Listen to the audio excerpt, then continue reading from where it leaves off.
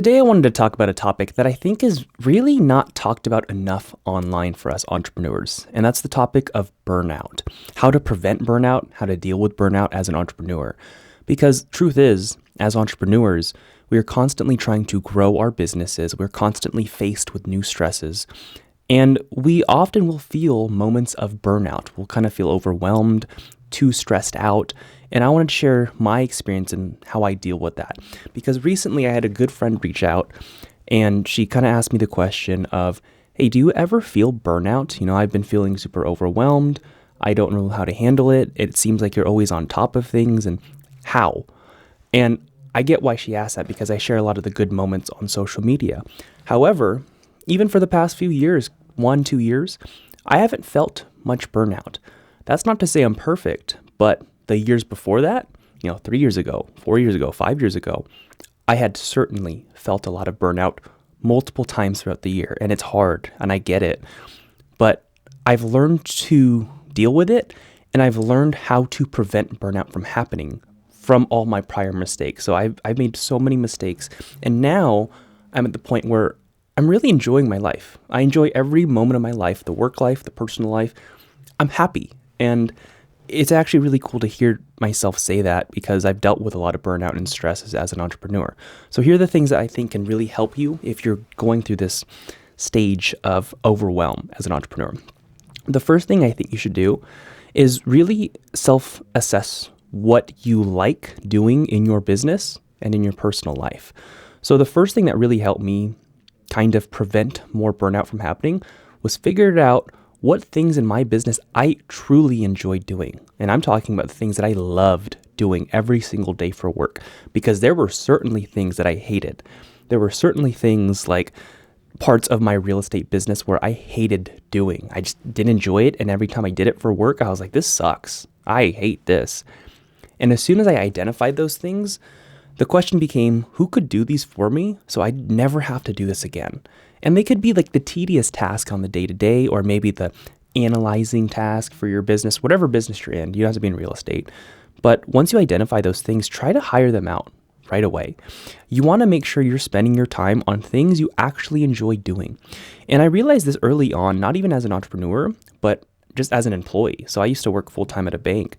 And I remember when I was working at that bank, I would feel just not stress, but just annoyance almost, because I did not enjoy what I did throughout the day. And when you feel like that, and I think this is what a lot of employees feel for the most part, they just hate their lives. They hate their job, and because they hate their job, most people work 8 hours a day or so. And if that's 40 hours a week of their time that they hate doing, they will be miserable. And I've been miserable for certain times. It was those times where I was doing the things throughout my days that I just hated. So as a business owner, I want you to realize you have a choice. You have the choice to do exactly what you want to do. You just have to be fearless enough, or able to deal with your fears enough, to outsource the things that you hate. And so for me, once I did that and I started to do the things that I really love, like this right here, the recording a podcast, I love this. This is fun. I just get to talk and share my thoughts. And it's a chance for me to express my creative side as really an introverted person, even though everyone thinks I'm very extroverted. So that's the first thing I'd say. Just start to assess the things that you like doing in your business and do those things, and avoid the bad things that you hate. Try to outsource them or remove them if you're not able to outsource them. Like it really matters in the long run. The second thing to avoid burnout, strategy that I've used, is knowing when to turn it off. I've had some tendencies in the past of workaholic tendencies. I've tended to work a lot, and I still do work a lot, to be honest. But in the past, I found myself, again, working a lot on things that I did not truly enjoy. And because of that, I would feel moments and pangs and spurs of burnout because I'd be grinding all the day, every single day, and start to feel like I just wasn't enjoying life. And so I think a big thing is you have to understand that if you're constantly working and you don't have time for rest or to do the things that you actually enjoy doing, you're going to hit burnout a lot. So you have to understand that you can't just work.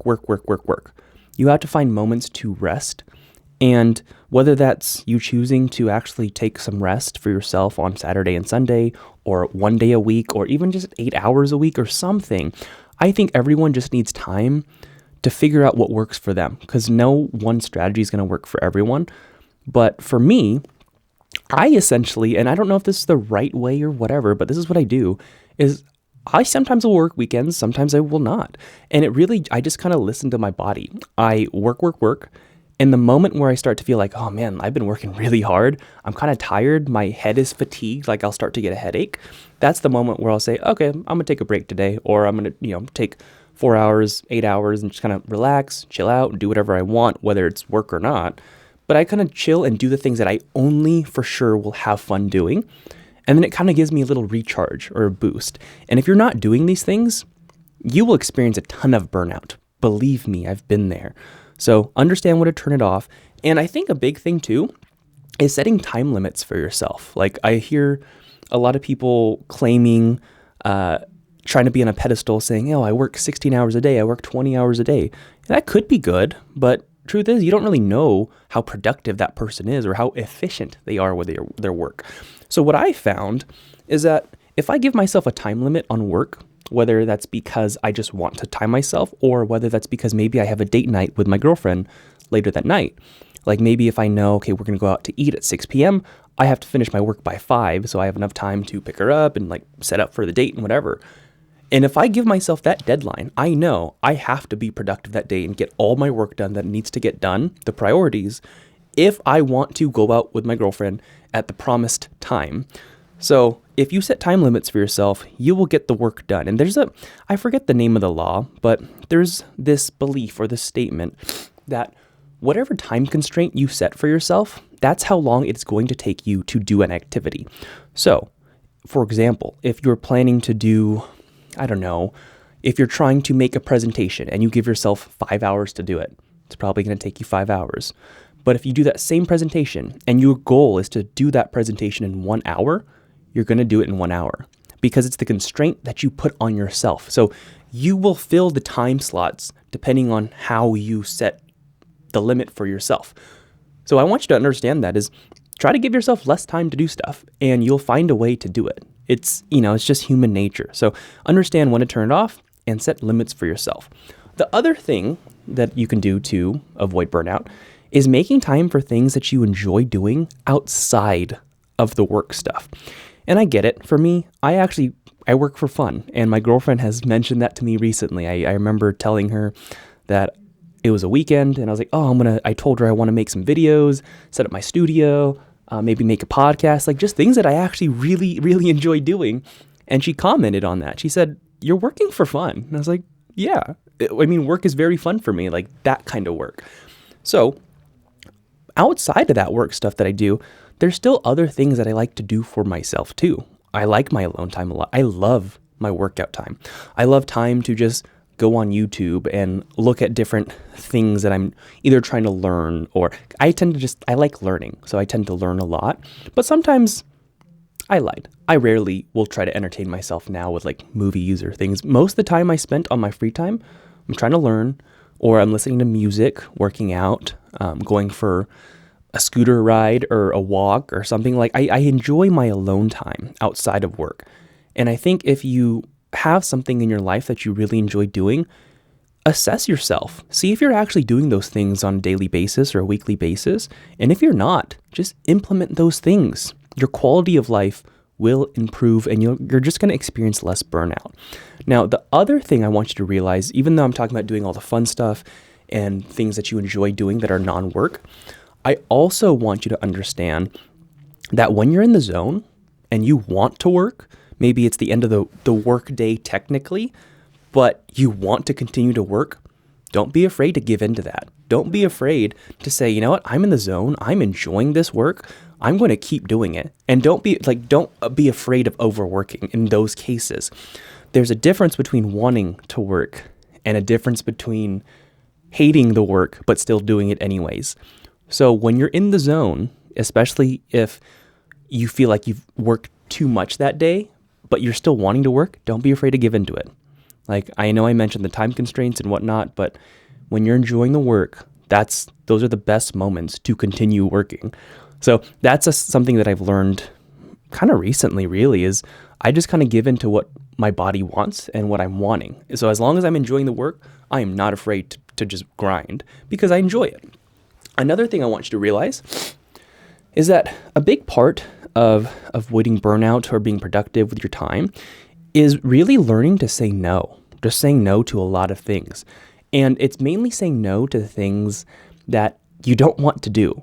You know, there are times where maybe a girlfriend or a friend or someone offers you to do something like, hey, let's go out this day, or hey, let's do this.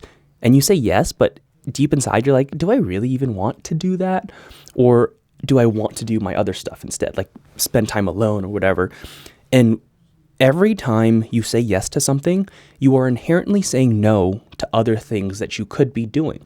So I always want you to be thinking of that and be fast to say no. Be very fast to say no, because you can always change your mind later. Just say no, or think about it and really take time to think about potential opportunities for you to say yes to. So if someone ever offers you something and you don't really want to do it, just say no.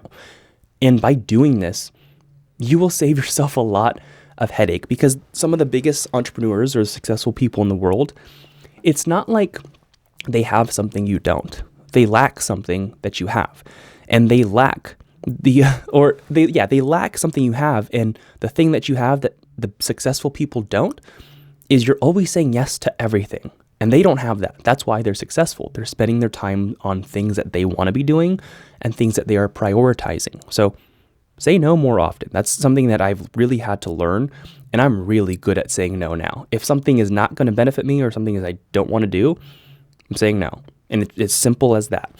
The other thing to prevent burnout, and this is something that I've learned over years, is you always have to assess your health.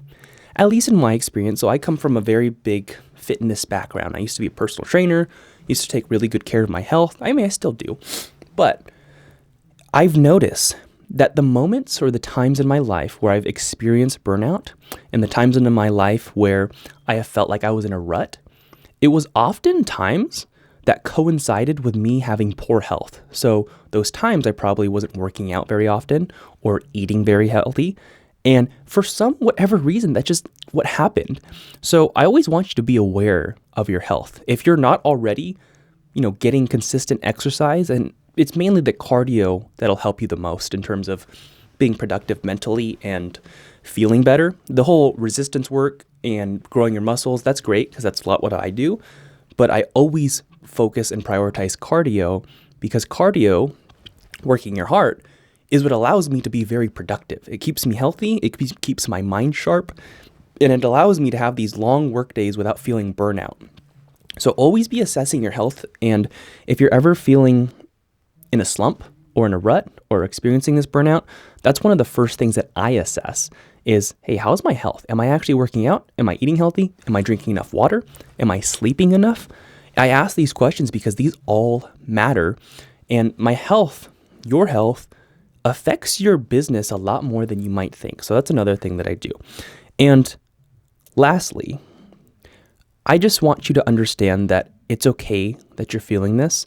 And I promise you, you will come out much stronger on the other end. When this is over, when this burnout experience is over, you're going to learn.